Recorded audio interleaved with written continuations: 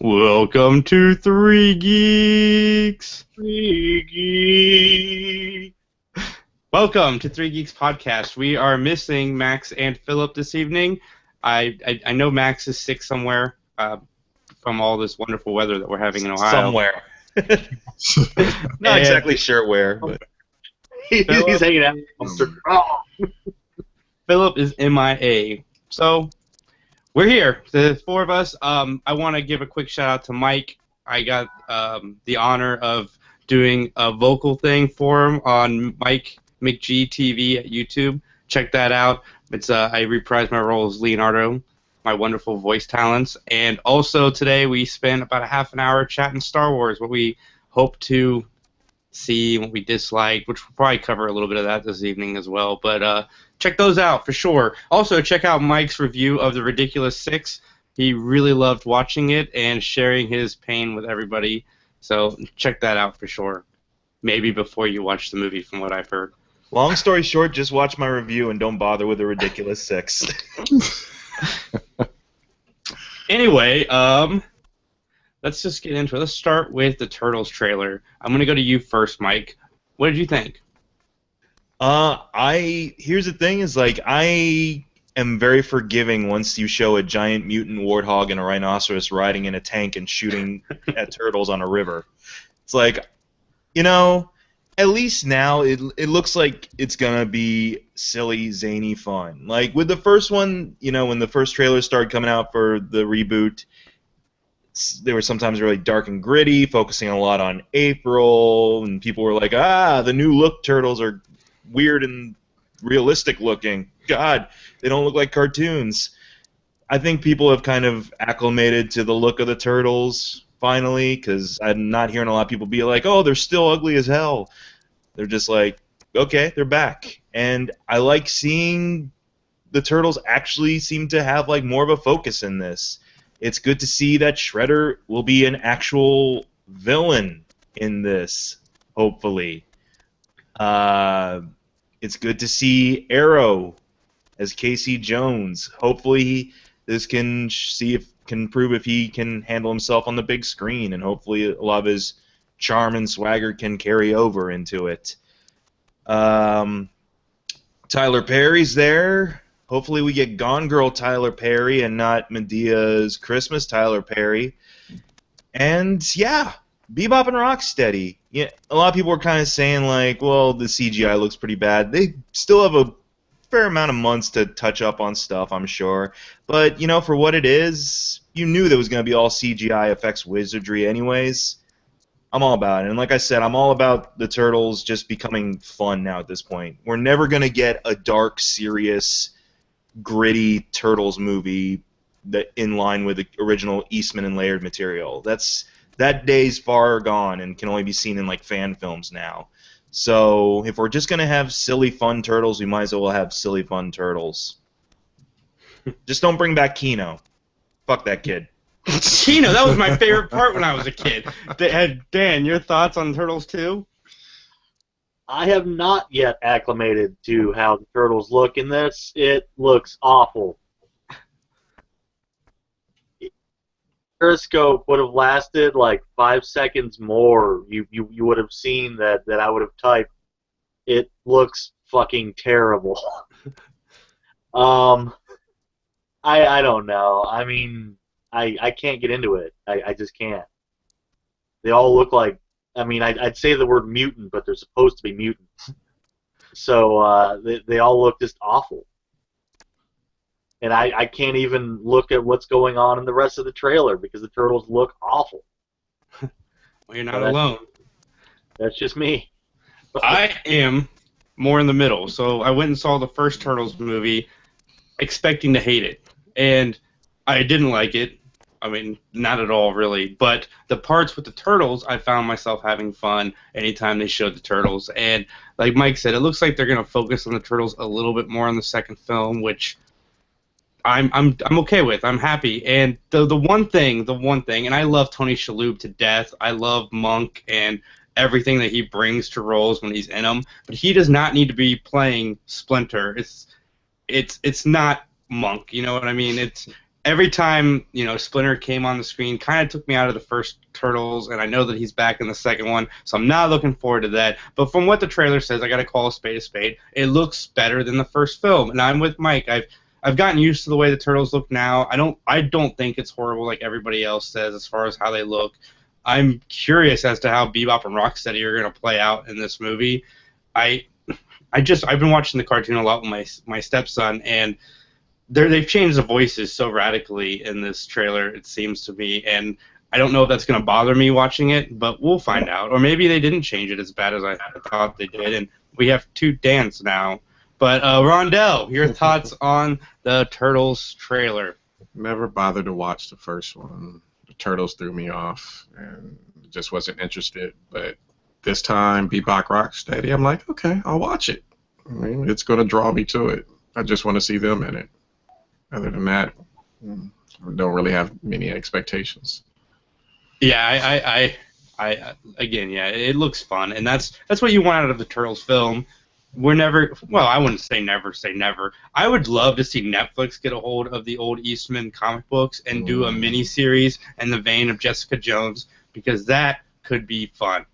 So if you're watching us, because we know Netflix as well as all the other people that we say watch us, you're watching us right now, try to get a hold of some Turtles material and give us a gritty series, because you can keep that separate from the movie universe, because kids don't need to watch it, and you'll just please the fans who read the comic books. Mike? Yeah, I've already got the voice cast lined up for that. A little bit of Mr. Jason Taylor, a little bit of Mark Espinoza. Yeah, they'll make some great Netflix Turtles. That's right. My Leonardo is better than Tony Shalhoub's Splinter. Just saying. Just throwing it out there. Anyway, moving on to, let's talk about Independence Day. I'm going to go first on this topic because I did not want to see a sequel to this movie at all. And I'm reading online today, they announced how Will Smith's character dies in the between films. The director must hate him. Like, the negotiations had to have gone really bad because Will Smith's character, the hero of the first film, like the most beloved character of the first film, died in an explosion testing alien equipment. Like, you have to really hate somebody to let the character go out that way. I'm just saying. But watching this trailer, I rolled my eyes when I started it. I expected a train wreck, and I don't feel like we got a train wreck out of it. We got Jeff Goldblum doing what Jeff Goldblum does well. And I'm not saying Independence Day is going to win a bunch of awards, and I'm not saying it's going to be the greatest film of next year. I just don't think it's going to be as bad as I had anticipated it was going to be. We might actually get a fun sci-fi throwback out of this movie, and that's what I want. That's all I care about, and this trailer sold me on that idea. So kudos, because I was really hating this project. Rondell, Independence Day 2, what do you think? Again, another movie I wasn't looking forward to. After seeing the trailer, I'm like, oh, okay, I'll go watch it. Did you like the first one? I did like the first one, but I didn't really see it being a sequel. So, actually, I won't say intrigued, but I'm more looking forward to it now than I was initially. And Will Smith, just saying, I know that you're probably going to win an Oscar this year, or not win an Oscar, but be nominated for an Oscar is what I'm hearing. This guy, like, launched your career. Like, you couldn't have had, like, a more... Like, he doesn't need to put your son in the movie. Just calm down with your son. Nobody wants to see him in films. It's not working out, and you can't push him. Let it happen naturally like it happened for you. That's all I'm saying. Dan, your thoughts on the Independence Day 2 trailer? When I heard about the movie, it sounded like crap. Then I saw the trailer, and I won't go and watch it, but if it comes to me, I will watch it. Hey, that's better than what you gave the Turtles trailer review. Yeah. I mean, it doesn't have stupid-looking things with bad voices walking around. It just has that dude from Jurassic Park. Oh, you don't know that yet. The aliens might have stupid voices. Right. Oh God, you're gonna crash land and you're just gonna hear, "Hey Donnie, how about some pizza?"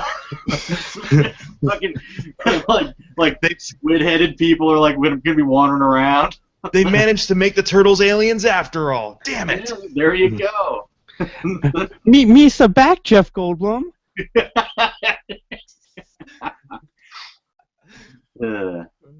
Now I really don't want to see this movie. So good job, everyone. Good job. Oh, that's from somebody released the first 2 minutes of the new Star Wars film online, and for the first minute and 50 seconds, you're like, holy shit, this is real, and then at the very end, it's like Misa back, and it's got Jar Jar Binks following Rey through the desert. I thought that was pretty funny. Mike, what are your thoughts on the Independence Day Resurgence trailer?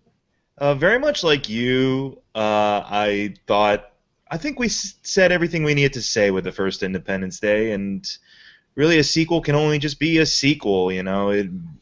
But for what it will probably just end up being a dumb summer popcorn movie that I can just relax and watch things go boom for a couple of hours. If it can do that job, then fine. I've never had high expectations for the Independence Day franchise. Because the movie itself, when the first movie came out, sure, I saw it maybe once or twice when it was on TV and stuff, and it was good as kind of like just mindless entertainment to kind of have in the background when I was working on something else. But, you know, if you got to do it, sure. I do like the fact that basically the director gave a big middle finger to Will Smith in the promotional material. Like, the dude's character doesn't even get killed off in the movie. Apparently, he just gets killed off in the promo material. So that's always a weird thing when an actor turned down returning to a role, and so the storytellers somehow find a way to kill off that character even though the actor is still alive and well. Like, what's his name?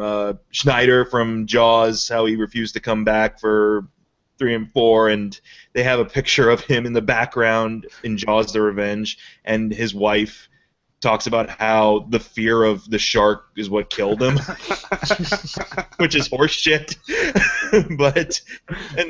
At that point he's like, "Oh, you jerks!" He's probably sitting at home watching that, being like, "All right, touche, movie makers, touche." But I'm sure Will Smith isn't even phased. He's got other things, like you said, the Oscar nomination possibly. Deadshot, who apparently may or may not be in Batman sequels. We don't know yet. And yeah, trying to tout his kid onto us. My one thing is that apparently they got the girl from It Follows as President Bill Pullman's daughter, and some other kid as Will Smith's son, who I guess becomes a fighter pilot in the style of his dad. Why couldn't they just get the kids from the original movie? Like, one of them is Mae Whitman from, like, Scott Pilgrim vs. the World, and the other one was a little rascal who I'm sure can get into shape. But they would be around those ages in real time anyways, so it's like supposed to be 20 years after the invasion. Mm-hmm. But that's about it. That was my only nitpick. Oh, and the other thing is that I'm like, of course they're going to have that corny but lovable speech, but he cuts out right at the end. That means shit's going to get real this time around. They cut off President Pullman before his big finishing line. I love how they threw the speech as the overarch of the trailer. I like that a lot. But anyway, so yeah, the first Independence Day was a throwback to the 50s films, and it looks like this is going to be a throwback to the 50s films as well. And we've been talking about this movie for probably a year on the podcast. We've cracked a lot of jokes at the expense, but I feel watching the trailer that the story that they're telling is a pretty natural progression of the story from the first movie. It's not like they're really reaching too far for it. So, someone put a comment on my reaction video to it, actually, saying that there's a theory that the ships in the first movie were actually just scout ships, and that it took this long a time for a distress signal to get back to the home world, and so now we're actually going to see, like, the motherlode of the alien forces actually descend on Earth. Yeah, it's supposed to be a 2-part thing. It's not supposed to just be one movie. It's supposed to be 2 more. But that was the original release. I don't know if that's changed over the last year or so, but I haven't seen anything on it. Anyway, moving on to another trailer that I'm in the minority, I think, on, but the Days of Future Past trailer, when it first came out, wasn't great. But I thought this one was better than that one as far as the trailer goes, not the movie. I really liked the trailer. I feel like we're going to finally get an X-Men movie for the first time since X-Men 2. I liked Days of Future Past. I liked First Class, but I don't think they were really true X-Men films. I mean, now we're getting Cyclops, we're getting Angel, we're getting Jean. Like, we're going to get the team that we've always wanted to see together on the big screen since the second X-Men movie. We're going to pretend Ratner's never happened. So I'm really looking forward to this. I love McAvoy. I love Fassbender. I love Jennifer Lawrence. I can't wait. I'm looking forward to it. And they did a really good job of hiding Apocalypse in this trailer. I heard on another podcast that it's because they're actually changing Apocalypse, and this is just the special effects images that were done that they were able to throw in the trailer. But Mike, I watched your video, but just give us quick thoughts on the trailer. Yeah, I'm very much along the lines of what you said. It feels like it's going to be an actual movie about the X-Men instead of Wolverine and his pals, the X-Men. Hopefully, the new actors, can fill in their roles well. You can tell Sophie Turner, Sansa, is really trying to hide her accent as Jean Grey. But I also like the vibe of it, that it's going to be taking place in the 80s, so you can allow for maybe a little bit of a brighter palette, a little bit more outrageous costumes and colors. Jubilee, for example, even though I'm sure that's not her actual uniform that she's going to wear in the movie, if she's going to actually do something in the movie, but she looks like pretty much the way she did in the comics almost, with the yellow jacket and bright pink glasses and stuff like that. But that makes sense for the 80s. Yeah, I'm fine with Apocalypse right now. Oscar Isaac. We'll see what. Well, I mean, we've seen some instances of his acting chops, and we're gonna see more and more starting this week, actually. But Archangel, lots of good stuff. My favorite part was the fact that the big dramatic reveal at the end was Professor X is bald in this one. I kind of gathered that was the direction it was going to go, but it was like the big dramatic reveal. They open up the door, bald Professor! So this whole movie's building up to the moment that he goes bald. All this world-ending apocalypse stuff is all a precursor to him losing his hair. So, pretty stressful. Priorities. Dan, your thoughts on the Apocalypse trailer? Do you want my actual reaction of when I watched this? Sure. I got home and I was like, oh, gotta watch that trailer for the podcast, right? Hit play and it's like, look, he's the strongest thing in the world. We must stand against him. Oh, it's still gone. Oh yeah. And he's bald at the end. And that's about it. I honestly don't care. Isn't this basically the same trailer we've gotten twice in a row for the last two X-Men things? I mean, I don't know. No, the last one had a wee person developing giant robots. This one has a giant person with little mutant henchmen. Isn't it interchangeable? I mean, I'm getting kind of bored with being together. I mean, I'm just waiting for like X-Men, the Smash Brothers movie, where you just you pick an X-Men and they just fight everybody else. It could be like a multimedia kind of thing. I mean, Capcom versus Marvel, the movie. Yeah, that works for me. I mean, you just keep putting them together, and it's like in the 90s they made kind of like the choose your own adventure movies at some of the theme parks. You hit the button and the guy does something different because you all voted. Dude, I'd be so down for that. It's like, we'll just have Cyclops fight Jean Grey. There we go. I just don't care anymore. Max, what are your thoughts on the X-Men trailer? Fucking sucks. Give me a break. Give me a break. It sucks. Sucks. The only good thing about this movie is going to be Michael Fassbender. It fucking sucks. Give me a break. Give me a break. I'm going to go be sick now. Sorry, that wasn't funny. Come on, man. You got to commit. Just don't give up on the joke halfway through. Rondell, your thoughts on the X-Men trailer? It's X-Men. I'll eventually check it out. And I don't know. I'll wait for other trailers. If it thrills me, I'll go see it in the movie theater. Otherwise, I'll just wait. And by wait, he means we'll wait till I buy it and come over and watch it. But yeah, I'm optimistic. I like Bryan Singer, so we'll see how it plays out. But let's forget all of that because none of this news matters. We're going to get to see all of these trailers in front of Star Wars is opening this week, and I had the privilege of talking to Mike about it for a little bit today, and we're just going to do a quick synopsis of, and I kind of want to get Rondell and Dan's opinion. Dan, what's your history with Star Wars? What's the relationship? Me and Mike have already talked about this, so I just want to kind of get you and Rondell's thoughts.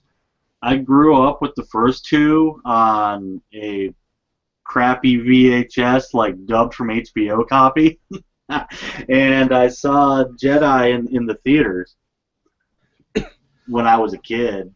Yeah, I mean, I bought every box set that they've come out with, except for Laserdisc, because I never had a Laserdisc player. Yeah, I mean, I kind of grew up with it. I had the toys. I still have the toys. Yeah. I like Star Wars. I've liked Star Wars since I was a kid. Nice. Rondell, your history with Star Wars. Are you a big Star Wars guy? Yeah, grew up watching Star Wars. Anytime it was on, stopped everything and watched it. I remember seeing the first one as a kid at a drive-in. Nice. So, yeah, I'm all about Star Wars. So yeah, I was telling Mike today. The one thing that I'm hoping comes back, and I'm not going to get too much into it because, like I said, you check it out on youtube.com/MikeMcGTV. But anyway, the one thing I'm really hoping out of Episode 7 is the original trilogy had, the element of surprise, the twist, the mystery. Like certain things happened, and then when you could go back and watch it again and see it through different eyes. That's one of the biggest things the prequels missed is.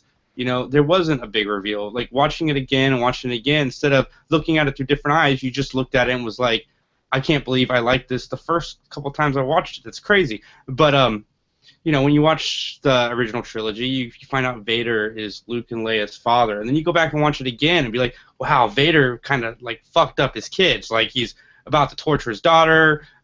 He's trying to kill his son. But, obviously you find out that may not have entirely been the case with a lot of the comic books out now.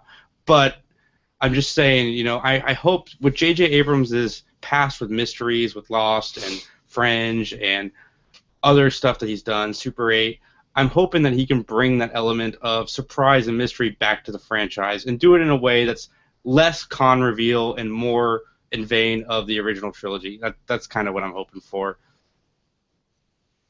Mike? Something that I forgot to mention in our talk before this on my site, but something that I forgot to mention was one thing that's always stuck out to me about the original trilogy especially is how everyone is very adept at compartmentalizing grief. Like, Princess Leia's adopted home planet gets obliterated. She was pretty fine with it 20 minutes later. Like, she's okay. Luke sees Ben Kenobi disappear. He's okay after he shoots some TIE fighters in the Falcon. He's pretty much over Owen and Beru getting charbroiled within 30 seconds. So that's something I just noticed about a lot of characters. I'm like, wow, you guys handle this stuff pretty well, and you're always moving, always on the move, which I guess is kind of the theme of Star Wars. They're always on the journey, always just fighting to survive. But at the same time, I'm like, not even a moment. Come on, dude. Yoda just disappeared in his bed, man. And you're just like, okay, R2, fix the ship.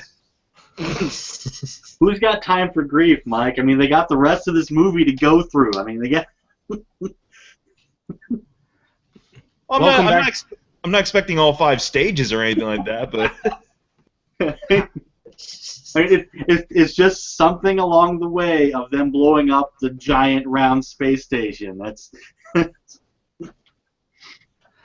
Welcome back to the podcast, Infomaniac. And he writes to us, in November he met Kieran Shaw at Wales Comic-Con. He played an Ewok in Return of the Jedi, and he will return to play a character in The Force Awakens called Tito. I've noticed that J.J. Abrams is doing that quite a bit in Episode 7, not necessarily with people from the past, even though he is bringing back, I think Warwick David has some kind of hidden role in this film as well. There's rumors of Daniel Craig and all these other people popping up, so that's cool to know. I like that.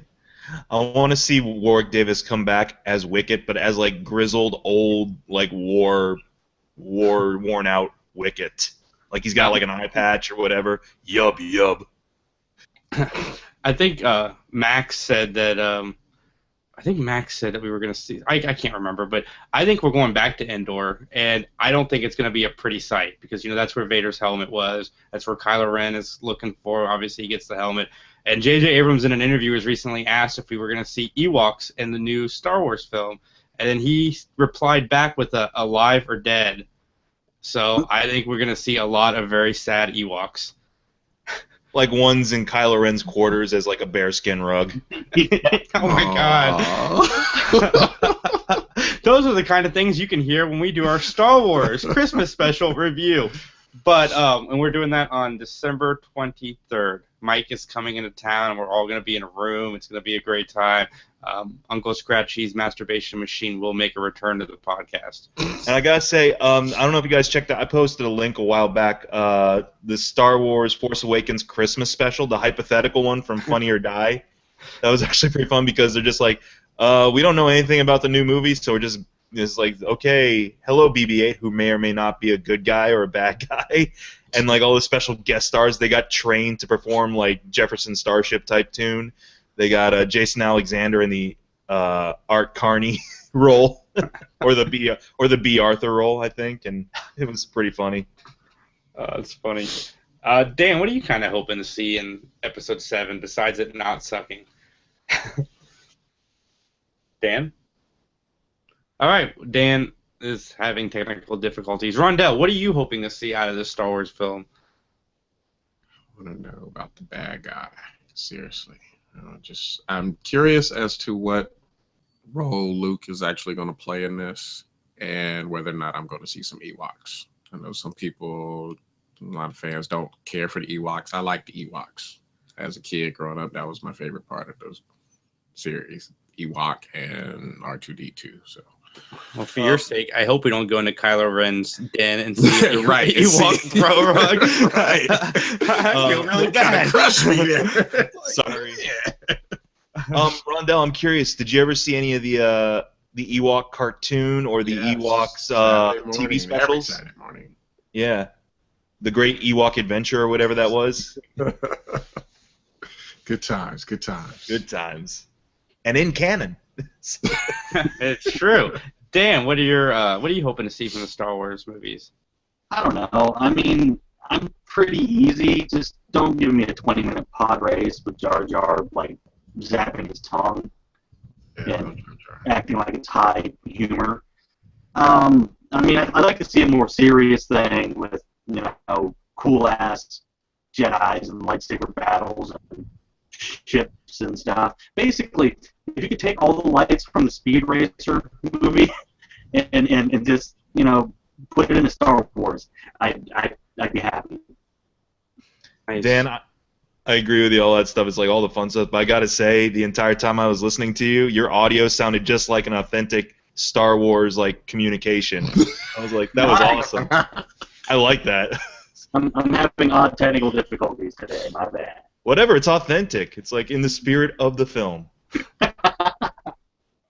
But yeah, they're dropping. I think we're getting Deadpool, Star Trek 3, the X-Men trailer we've already seen. They're dropping so many trailers ahead of this movie. I think putting the Star Trek movie ahead of Star Wars is a brilliant marketing move, and it probably was part of JJ's contract since he's still producing Star Trek. All right. Anybody got anything else they want to say about Star Wars? I hope it's better than the ridiculous 6. I'm going to say this right now. I'm going to make this bold statement. It will be better than the ridiculous 6. I promise you. The first scene is going to be like, Sandler with a lightsaber. And it's going to go downhill from there. And I'm going to borrow a phrase from Max, but the movie could be 2 hours of Max holding a lightsaber, taking a shit in a bag, and it will be better than the ridiculous 6. See, Max, even though you're not here with us today, your spirit is very much alive. Very much alive. You're like a Force ghost. What is... Okay, let's discuss... it's Christmas time. This might be our last podcast, like official podcast before Christmas. So let's discuss some of our favorite Christmas movies, maybe Christmas traditions. One of my Christmas traditions is I watch Die Hard. Then I watch Die Hard 2 because they have Christmas in the background. Then I end up watching Die Hard 3, and then I stop because the other two Die Hard movies never happened. And then I watch Lethal Weapon 1. And then I have a thing for Christmas films. So if it's on Netflix, I'll throw it on as background or whatever. I like to watch Elf, some of the classics. Dan, I don't think I've gone to you first. What kind of Christmas movies do you watch? I also watched Die Hard and Lethal Weapon 1. Then I watched Gremlins. Oh, that's a good one. But the main, or actually I watched Black Christmas, the old one and the new one. Because that's one of the ones I do like both of the remake as well. But the biggest Christmas tradition, Jimmy and I watch Silent Night, Deadly Night 1 and 2 while we get shit-faced. Nice. Every year. And then for about a week, I just walk up to random people and go, "Garbage Day." And it's the greatest thing ever. Red car. Good call. I might watch that this year. I've never seen it. Silent Night, Deadly Night, is that what it's called? Yes. One and 2. You watch 1 because it's actually not that bad of like a slasher flick. You watch 2 because it's freaking hilarious at the ineptness. Yes, I've got the same copy, Mike. Very cool. That's worth a lot of money, Mike.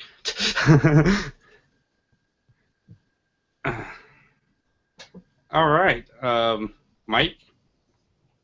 Well, I'm very much in the same vein as Dan. I, too, pop on the Silent Night, Deadly Night combo here. I think the dude who played Ricky, Eric Freeman, he finally came out of hiding and showed up at, a screening of it.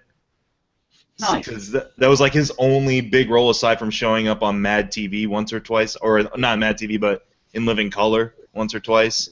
And then he just, disappeared completely, which you can understand if you watch Part 2. Because he is tremendous in that movie. he can't stop moving his eyebrows. It is great. It's animated all the time. His face looks like it's gonna explode at any time. Here it comes.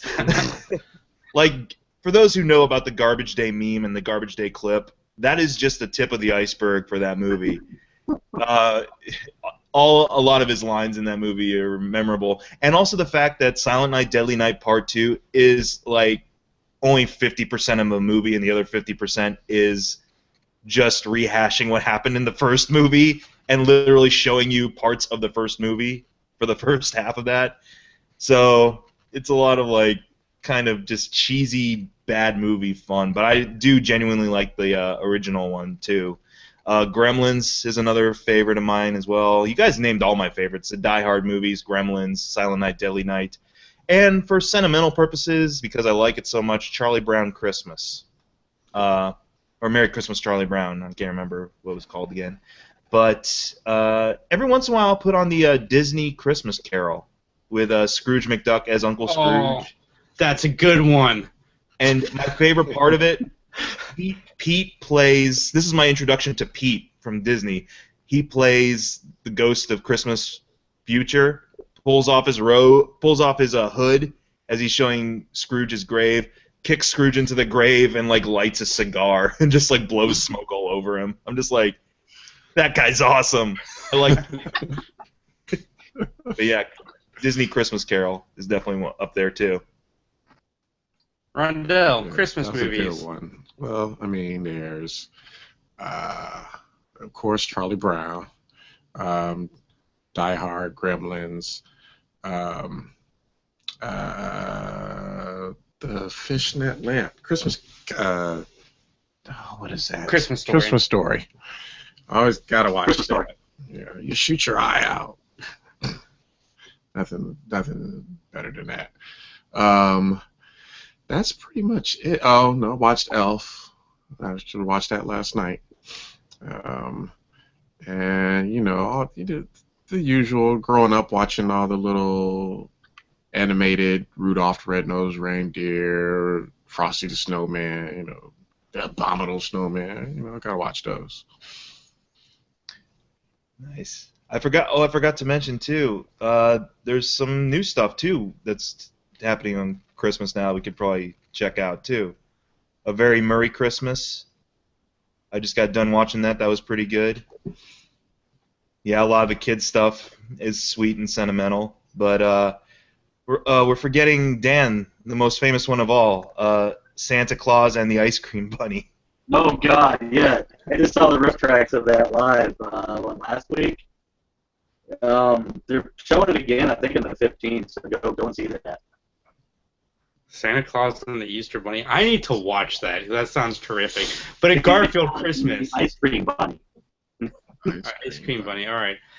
Garfield Christmas is another one that I enjoy watching every year. I love the Garfield Christmas. I've always watched the Garfield Christmas. Garfield is my favorite animated character. The Infomaniac asks, and I bet Dan has anyone ever heard of Santa's Sleigh? It's a comedy horror film about Santa played by Bill Goldberg, going on a complete massacre. I cannot find that on DVD, but I've seen it, and I thought it was hilarious.